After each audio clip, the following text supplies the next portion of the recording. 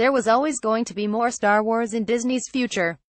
But as the company announced plans for a new trilogy of movies and a live-action TV show, it's hard not to wonder what stories all these different media entries are going to tell. Star Wars used to have a huge universe of additional stories floating around in the form of its expanded universe. Novels, comics and video games pushed out at the edges of what the films laid down, filling in character backstories and making sense of what these planets, governments, people, and life in general would actually be like in a galaxy far, far away. Some were goofy, others were ridiculous, but a few were pretty interesting.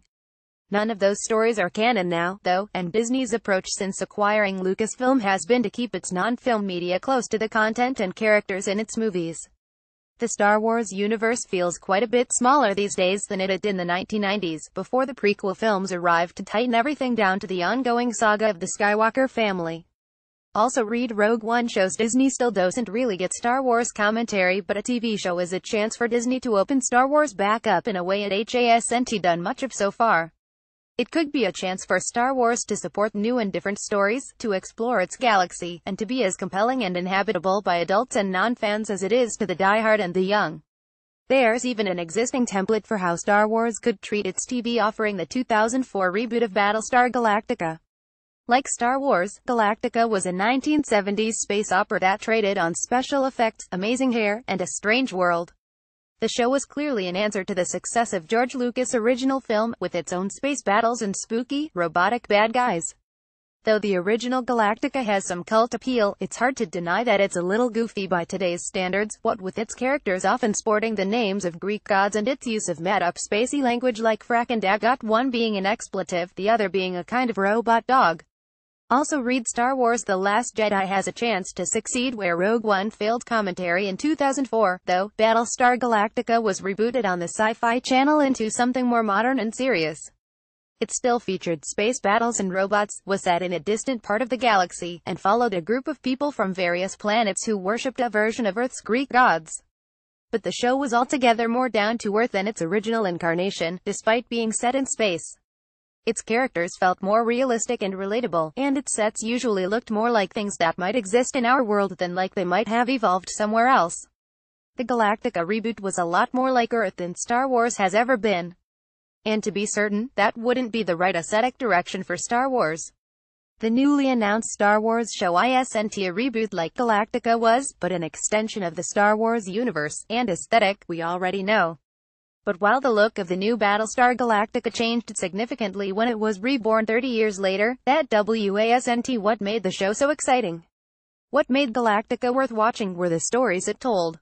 Battlestar Galactica traded the space opera feel of the original series for a more political and militaristic story.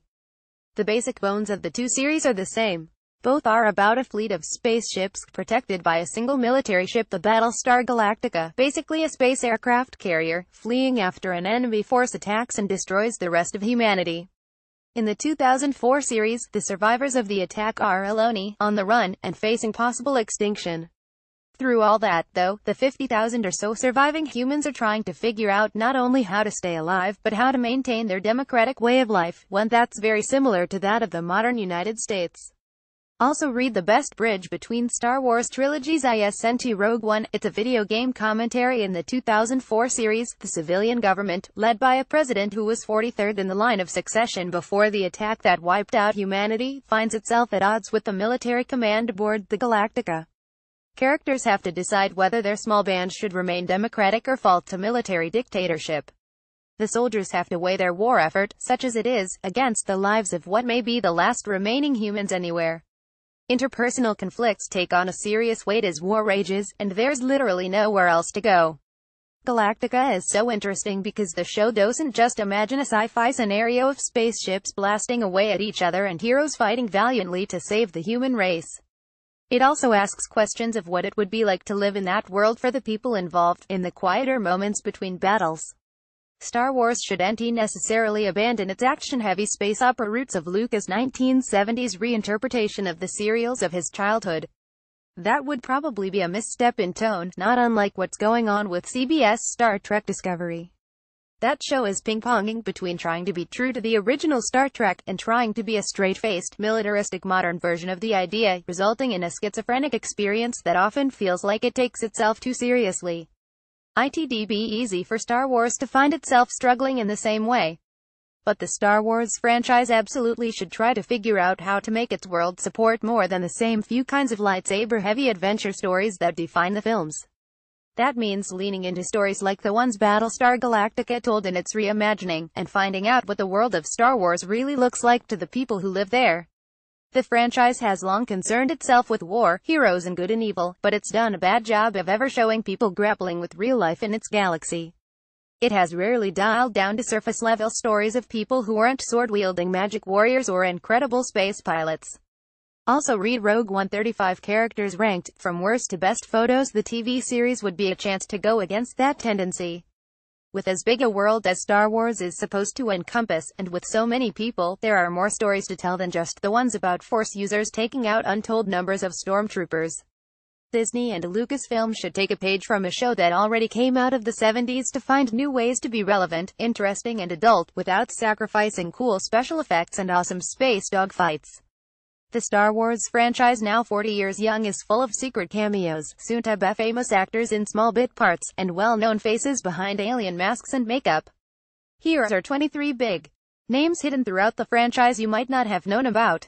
For more features and deep dives into the world of Star Wars and the culture surrounding it, be sure to check out IMDb's Star Wars Hub. Lucasfilm. Daniel Craig. The Force Awakens. It was something of a news item at the time, but James Bond slipped in a secret cameo in the first Star Wars film in a decade, as a stormtrooper. He's the guard that Rey manages to Jedi mind trick into releasing her. Lucasfilm. Rose Byrne. Attack of the Clones. Before she was a mainstay of the Insidious movies alongside Patrick Wilson or had joined the X-Men franchise as CIA agent Moira McTaggart, Rose Byrne was one of the handmaidens serving Queen Amidala Natalie Portman in the Star Wars prequels. Specifically, she was Dorme, who accompanied Padme to Coruscant to do government things. Lucasfilm. Bill Hader and Ben Schwartz. The Force Awakens. You'd think the last thing a droid like BB-8 would require is a voice, given that he's a robot, and speaks in bleeps and bloops. But to get the sound and personality just right, director J.J. Abrams enlisted comedians Bill Hader, formerly of SNL, and Ben Schwartz, well known for playing Gene Ralphio on Parks and Rec. Lucasfilm. Keira Knightley. The Phantom Menace. Knightley wasn't just any handmaiden in The Phantom Menace, she was the handmaiden. Serving as the decoy for the real queen, Knightley was the actress people thought was Amidala for half the movie, before Natalie Portman's Padme revealed her true identity. Lucasfilm. Thomas Brody. Sangster. The Force Awakens. Game of Thrones might have noticed a familiar First Order officer during shots of the bridge of the Starkiller base. It was Jojen Reed, Bran Stark's loyal friend, who also plays Newt in the Maze Runner franchise. Lucasfilm. Sally Hawkins. The Phantom Menace. Before she was an Academy Award-nominated actress for her role in Blue Jasmine, Sally Hawkins was an extra in the giant celebration scene in The Phantom Menace. She admitted in an interview with Conan O'Brien that she'd never actually seen the movie, despite being in it. Team Coke. Lucasfilm. Joel Edgerton. Attack of the Clones. Revenge of the Sith. Luke's moisture farming, humorless Uncle Owen. Lars was young once, but he was never not a guy who stood around a crappy homestead on Tatooine. In the prequel movies, the role was picked up by Joel Edgerton of Loving and The Great Gatsby. Lucasfilm. Keisha Castle Hughes. Revenge of the Sith. Sometime after Padme's term as queen had ended by Revenge of the Sith, the wise people of Naboo apparently elected another teenager queen, Queen Apilana, played by Keisha Castle Hughes. Apilana is seen at Padme's funeral, and Castle Hughes is known for The Whale Rider and appearing on The Walking Dead. Lucasfilm. Dominic West. The Phantom Menace. The prequel trilogy was filled with actors who would go on to do great things, but who were mostly filling small or background roles in the Star Wars universe. Dominic West's character in The Phantom Menace was an otherwise nondescript member of Queen Amidala's palace guard, nothing so interesting as his later turn as Jimmy McNulty on HBO's The Wire. Lucasfilm. Simon Pegg. The Force Awakens saw another secret cameo. Pegg is covered in alien costume work as the junk dealer Uncle Platt on Jakku. He's the guy who gives Rey less than what her salvage is probably worth. Lucasfilm. Billy Lord. The Force Awakens. Billy Lord sneaked into Lucasfilm's revival of Star Wars as LT Connix, one of the Resistance fighters running tactical machinery in the base of General Leia Organa. Carrie Fisher. Known for her hilarious turn as Chanel No. 3 on the horror comedy series Scream Queens, she's also Fisher's daughter. Lucasfilm. John Ratzenberger. The Empire Strikes Back. Ratzenberger is best remembered as Noah Toll Postman Cliff Clavin from Cheers, or maybe his numerous voice roles in Pixar movies. In The Empire Strikes Back, Ratzenberger is one of the rebel officers hanging around Echo Base on Hoth with Princess Leia and C-3PO Anthony Daniels. Lucasfilm Tony Cox Return of the Jedi in an Ewok suit. You'd never know Tony Cox appeared in Return of the Jedi. He wouldn't really show off his acting chops until later when he was stealing scenes all over comedies like Bad Santa, where he was Billy Bob Thornton's Muke Smarter Mal robbing accomplice Christmas Elf, and Me, Myself and Irene. Lucasfilm Julian Glover The Empire Strikes Back. Julian Glover's General Veers is probably the most competent officer available to Darth Vader as wanders the galaxy looking for the rebels and Luke Skywalker. He'd be decidedly less competent as Grand Maester Pycelle on Game of Thrones, but decidedly more evil as Nazi collaborator Walter Donovan in Indiana Jones and The Last Crusade. You know, the guy who ages super fast after drinking from the wrong grail. Lucasfilm Richard Armitage The Phantom Menace. Blink and you'd miss Richard Armitage's small background role, second from the right in the background among the guards on Naboo. Although, it's tough to recognize him without the lustrous locks Armitage sported in The Hobbit as Thorin Oakenshield, or the creepy teeth from his turn as Killer Francis Dolarhyde in Hannibal Season 3 on NBC. Lucasfilm Sofia Coppola The Phantom Menace. There really were a mess of these handmaidens. Before she was a full-time director, Sofia Coppola picked up a few small acting gigs, including The Handmaiden Sachet and The Phantom Menace. Just a few years after the 1999 movie, in 2003, Coppola would pick up a Best Director Academy Award nomination for Lost in Translation. Lucasfilm Deep Roy Return of the Jedi. It's easiest to remember Deep Roy in the Johnny Depp starring Charlie and the Chocolate Factory, since Roy played every orange Oompa Loompa in that movie. In Return of the Jedi, he was both an Ewok and the puffy alien band member Droopy McCool in Jabba's palace. Deep Roy also worked on The Empire Strikes Back, acting as a stand-in for the Muppet Yoda. Lucasfilm Biling Revenge of the Sith. Biling actually doesn't appear in Revenge of the Sith, but she was supposed to.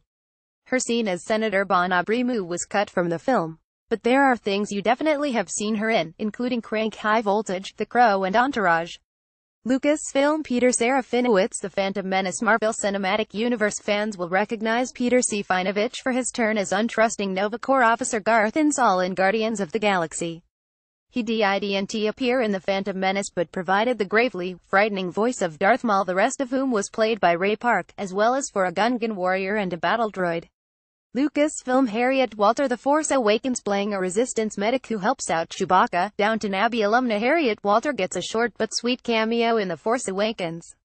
She actually has one of the movie's funnier moments as she talks to Chewie about how scary his ordeal must have been. Lucasfilm Treat Williams The Empire Strikes Back. And you're Treat Williams, you can wander onto the set of The Empire Strikes Back and find yourself in the movie. Williams reportedly dropped by England's Elstree Studios set, where the movie was being filmed, to visit Carrie Fisher. Apparently one thing led to another, and now Williams plays one of the rebel troops running around Echo Base on Hoth. Lucasfilm Martin Kasokas Attack of the Clones. These Star Wars movies have slipped a few notable actors into the voice roles of aliens. Martin Kasokas is one. He provided the voice of the Geonosian alien Pago the Lesser in Attack of the Clones. Fantasy fans probably know him better as the elf Celeborn, husband to Cate Blanchett's Galadriel in The Lord of the Rings. For more features and deep dives into the world of Star Wars and the culture surrounding it, be sure to check out IMDb's Star Wars Hub. Lucasfilm, the Star Wars franchise now 40 years young, is full of secret cameos, soon-to-be famous actors in small bit parts, and well-known faces behind alien masks and makeup. Here are 23 big names hidden throughout the franchise you might not have known about. For more features and deep dives into the world of Star Wars and the culture surrounding it, be sure to check out IMDb's Star Wars Hub.